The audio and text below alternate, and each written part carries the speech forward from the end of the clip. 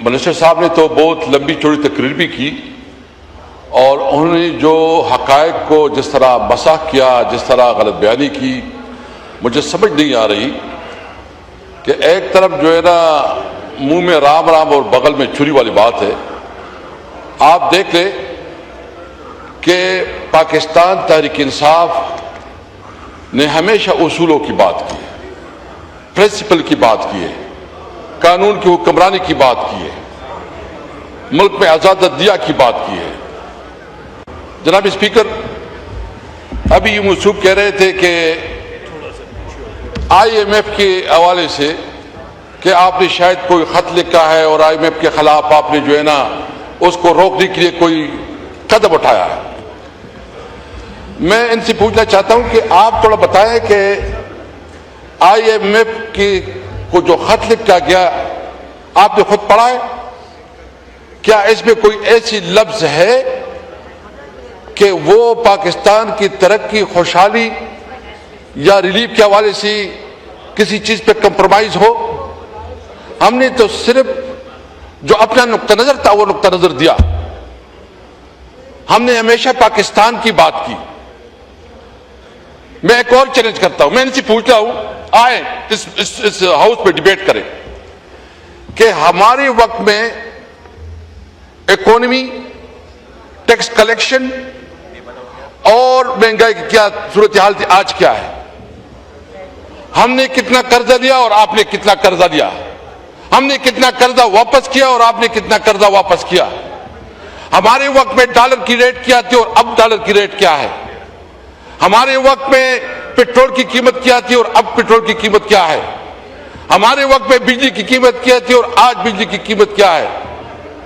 آپ ایک فیلڈ بتائیں کہ اس میں آپ نے ریلیف دیا ہو، ایک بتائیں۔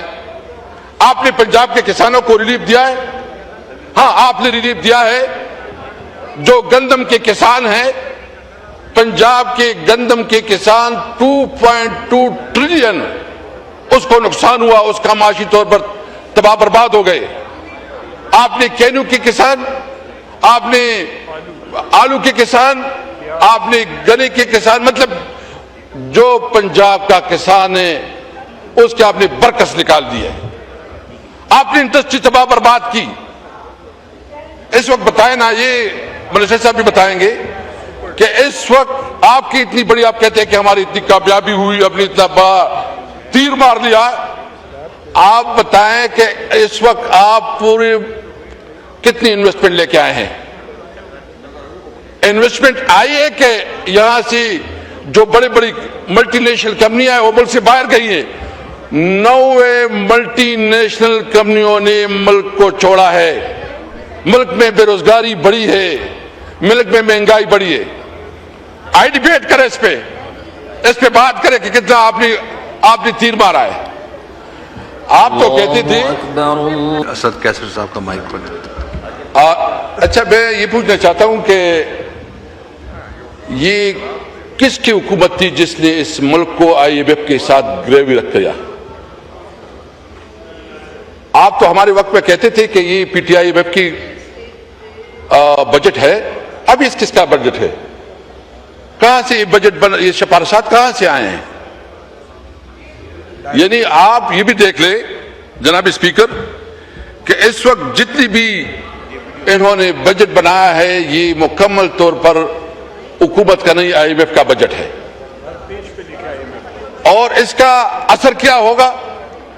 یعنی آپ دیکھیں کہ اس وقت جو مارکیٹ میں جو اس وقت اکانومی، جس وقت بے روزگاری ہے، جس وقت اکانومی سکڑ رہی ہے اور انویسٹر کا اعتماد ختم ہوتا جا رہا ہے، تو اس لیے میں یہ چیلنج کرتا ہوں کہ آئے اس ہاؤس میں ڈیبیٹ کریں۔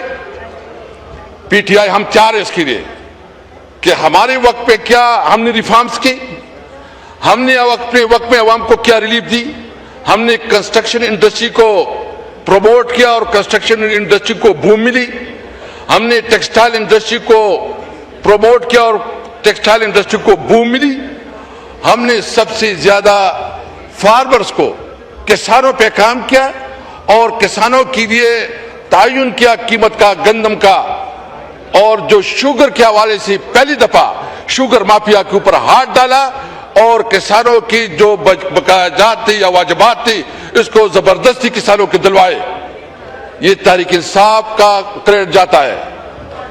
میں دوسری بات یہ کہ میثاقی جمہوریت کے بارے میں کہا کہ ہم نے تو میثاقی جمہوریت کی لیے حکومت میں بھی بات کی اور اب بھی بات کی۔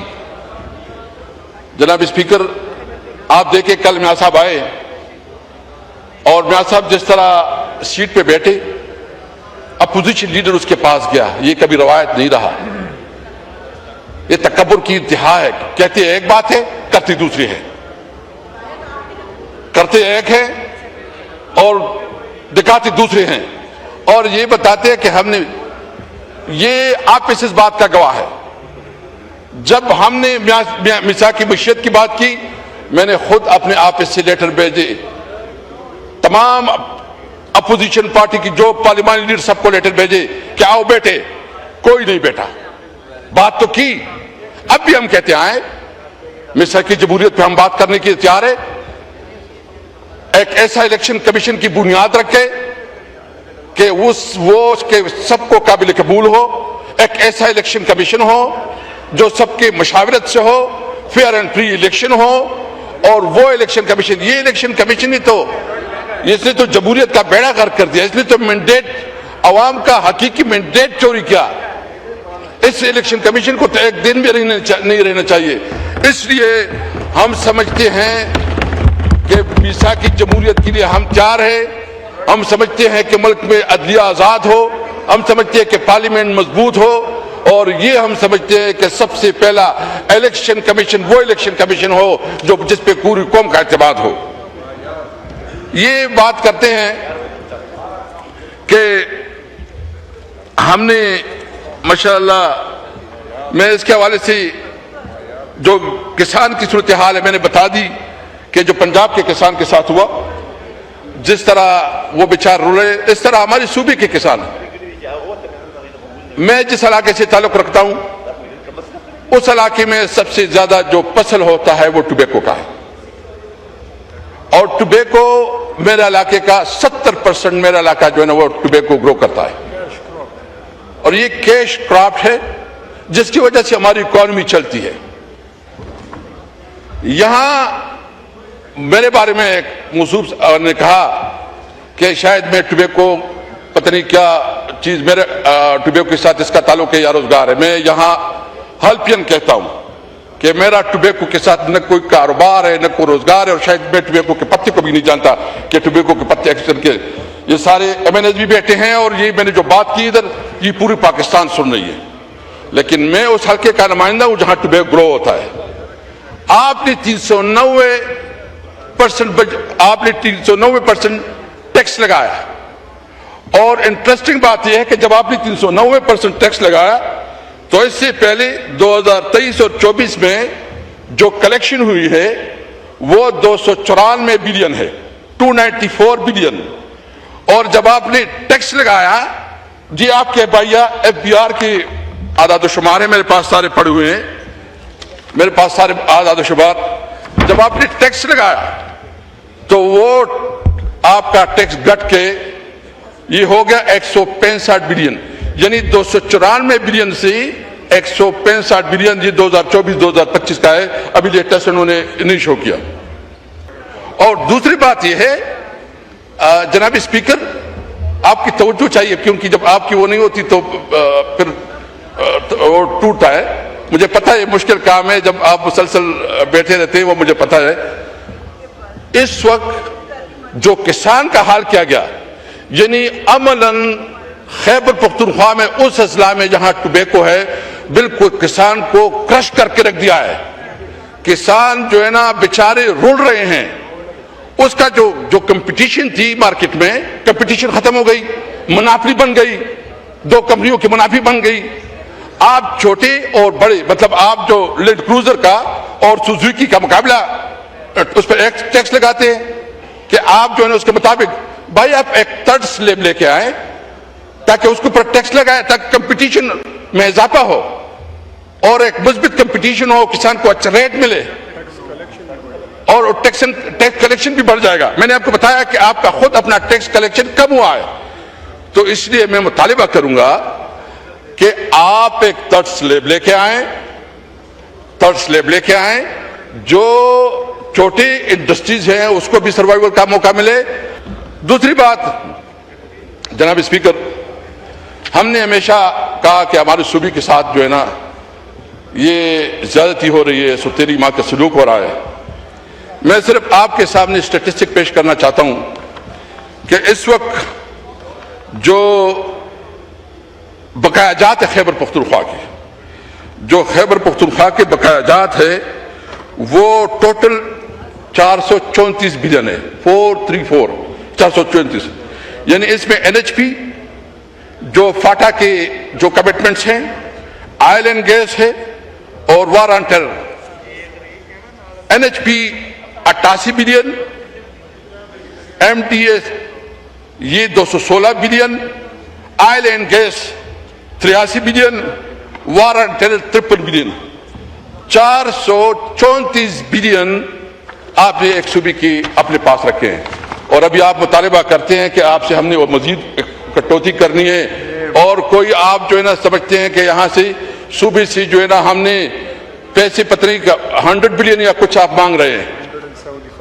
175 بلین کس قانون کے تحت اسپیکر صاحب منگوائے جا رہے ہیں؟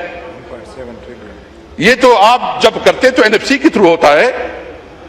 آپ اپنا بقایا جات بھی نہیں دے رہے اور پھر آپ مزید اس کو کر رہے. اور PSDP میں جو آپ نے مہربانی کی ہے 3.8% PSDP میں آپ شیئر رکھا ہے خیبر پختونخوا کا. 3.8 بلین آپ نے شیئر رکھا ہے خیبر پختونخوا کا. میں وہ کمپیریزن نہیں کرتا کیونکہ ہم سب, لیکن آپ صوبوں کے ساتھ کیوں زیادتی کرتے ہیں؟ آپ کیوں تقسیم پیدا کرتے ہیں؟ کیوں اپنی سیاسی مخالف کی وجہ سے اس کو دیوار سے لگا رہے ہیں؟ آپ اس کو اپنا شیئر نہیں دے رہے. 3.8 بلین آپ نے رکھا ہے, 3.8% آپ نے رکھا ہے. آپ جان بوجھ کر ایک صوبے کو آپ نے کاروبار بند کیا. 1.9 بلین یہ ایکسپورٹ آتا تھا افغانستان کے لیے. ہماری اکانومی تو چلتی افغانستان کے اوپر ہے. جناب اسپیکر, میں پوچھنا چاہتا ہوں کہ پشاور ایک چھوٹا مارکیٹ ہے, پشاور کیسے مقابلہ کر سکتا ہے لاہور کے مارکیٹ کا؟ پشاور کیسے مقابلہ کر سکتے ہیں کراچی کے مارکیٹ کا؟ ہمارے پاس اگر ایک گنجائش ہے, ایک گنجائش, وہ گنجائش افغانستان اور سینٹرل ایشیا ہے. آپ نے ہمارے بارڈر بند کیا, کاروبار بند کیا, اور اس کی وجہ سے جو پشاور میں انڈسٹریز ہیں وہ بیٹھ رہی ہے. پشاور کی انڈسٹری بالکل سکویز ہو رہی ہے. لوگ اپنی انڈسٹری بند کر رہے ہیں. کہاں پہ جائیں گے؟ خدا را ہمارے ساتھ یہ ظلم نہ کرے, ہم سے سیاسی انتقام نہ لے. آپ انڈیا کے ساتھ کاروبار کرتے کہ نہیں کرتے؟ آپ ابھی واگا بارڈر پہ کاروبار چل رہا ہے کہ نہیں چل رہا؟ آپ ایران کے ساتھ جو ہے نا کر رہے ہیں کہ نہیں کر رہے؟ وار میں, جنگ میں بھی ایران کے ساتھ کاروبار کھلا ہوا ہے. افغانستان کے ساتھ کیوں؟ اگر آپ سمجھتے ہیں کہ امریکہ اور ایران آپس میں بیٹھ کے اتنے بڑے بڑے تنازعات حل کر سکتے ہیں تو آپ ڈپلومیٹک چینل کے ساتھ اس کے ساتھ اپنا نظر پیش کریں. آپ ڈپلومیٹک چینل کو استعمال کریں. سفارتی جو طریقے ہیں, یا اگر وہ بھی نہیں کر سکتے تو ہم تیار ہیں کہ جرگوں کے ذریعے اپنے معاملات کو حل کر سکتے ہیں. لیکن خدا را ہمیں کاروبار کرنے دے, ہمیں روزگار کرنے دے. آپ کوئی جرگہ, مشاورت, مذاکرات کوئی بات نہیں ہے. آپ نے PTI کو تو آپ نے دیوار سے ویسے لگایا ہے. آپ پنجاب میں PTI کو جلسہ جلوس کرنے کی اجازت نہیں دیتی. جو گلگت بلتستان میں ہوا ہمیں موقع نہیں دیا گیا, مجھے روکا گیا, جنید اکبر کو صوبہ بدر کر دیا گیا. اور آپ کہتے ہیں کہ الیکشن وہ کہتے ہیں میری پارٹی جیت گئی, دوسری کہتے میری پارٹی جیت گئی. بھائی تم دونوں ہاری ہوئے ہو, تم نے کوئی الیکشن نہیں جیتا ہے, تم نے ہمیں لیول پلینگ فیلڈ نہیں دیا. ویسے کتنی خوش ہو جمہوریت کر کے, ٹائی مائی باندھ کے آتے ہیں جمہوریت ہے. یہ جمہوریت نہیں ہے, پستائیت ہے, یہ فاشسٹ حکومت ہے. اس طرح کے رویے سے آپ سمجھتے ہو کہ میں جو نا ماشاءاللہ بہت بڑا ہوں. ایک وہ الیکشن آپ نے کرا, آپ سمجھتے ہیں اور پھر کہتے ہیں کہ دیکھیں یہ جمہوریت ہے.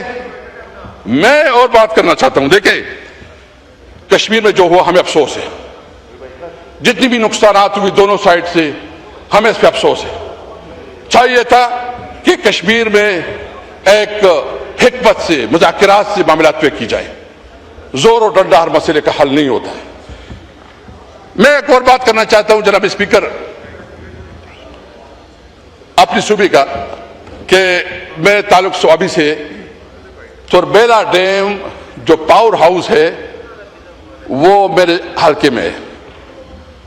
तुरबेला डैम से 6418 मेगावाट बिजली पैदा होती है, 6418 मेगावाट। और दिलचस्प बात यह है कि इस 6418 मेगावाट से स्वाबी को बिजली नहीं दी जा रही। हमारी सूबे की पूरी जो जरूरियात है वो है 33,000 मेगावाट, 33,000 हमारी जरूरत है। और जो हमें पूरी सूबे को सप्लाई हो रही है वो 3300 थैंक यू। और जो हमारी सूबे की जरूरत है वो 2200 से 2500 तक जरूरत है। 6418 हमारी अपनी पैदा कर रहे हैं। जिस जिले में ये बिजली पैदा हो रही है उस बिजली को तुरबेले से बिजली नहीं दी गई।